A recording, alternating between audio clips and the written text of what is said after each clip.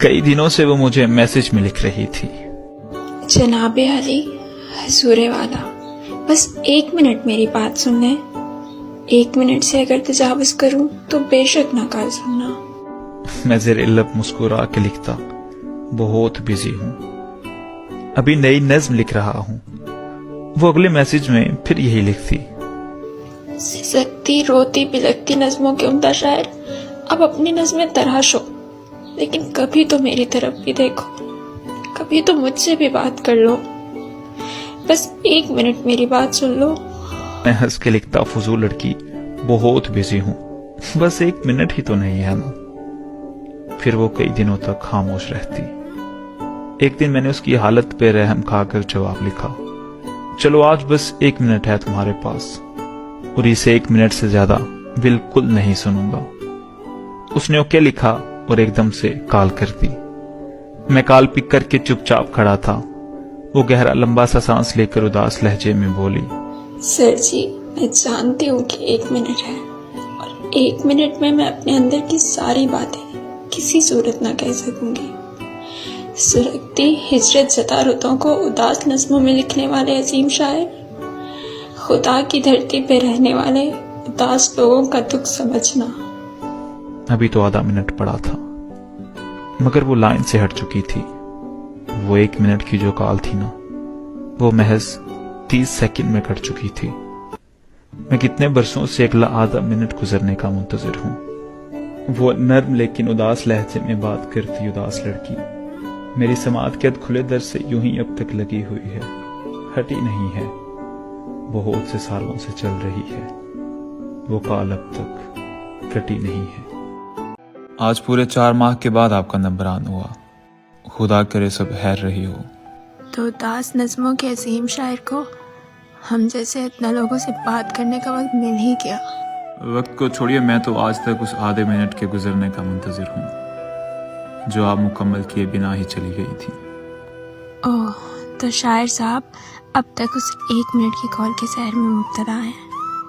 जी हाँ, और मैं हर बार इसी उम्मीद पे कॉल मिलाता हूँ कि शायद अब की बार वो मेरा फ़ोन उठा ले, शायद अब की बार ये नंबर ऑन हो।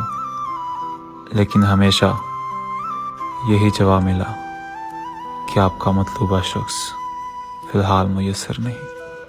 लेकिन अब तो शायद ये आधा मिनट सारी जिंदगी ख़त्म ना हो। अब की बार शायद इंतज़ार आपके मुकद्दर में हो। शायद आप ये बात नहीं जानती कि ये 4 माह कई सदियों पे मुहित थे, और मैंने हर घड़ी हर लम्हा वो आधा मिनट गुजारने की ख्वाहिश की है।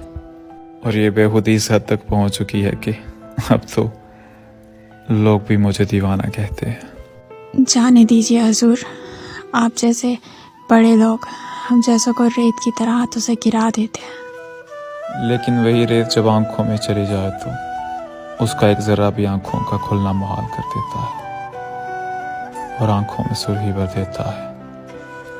और इस वक्त उसी एक जर्रे ने मेरी आंखों के नूर को मध्यम कर डाला है, और मेरे होशो हवास को अपने काबू में कर रखा है। लेकिन उस अजियत का क्या जिसमें मैं हर पल हर लम्हा गुजरी, और उन घड़ियों का मुतावा कौन करेगा जब मेरी माँ मेरे सिरहाने कई रातें जागती रही, सिर्फ इसलिए कि एक झलक मेरी आंखों को खुलता हुआ देख सके। आपको लगता है आपका आधा मिनट तकलीफ और इंतज़ार में गुजरा, लेकिन मेरा आधा मिनट हर उस शख्स के लिए अजियत था जो मुझसे मुंसलिक था। मेरा आधा मिनट। हेलो, खुदा के लिए ऐसा मत कीजिए, कुछ तो कहिए।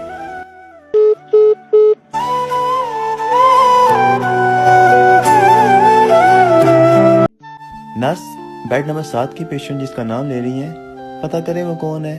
पेशेंट की कंडीशन बहुत सीरियस है, जितनी जल्दी हो सके उनको यहाँ बुलवाएं।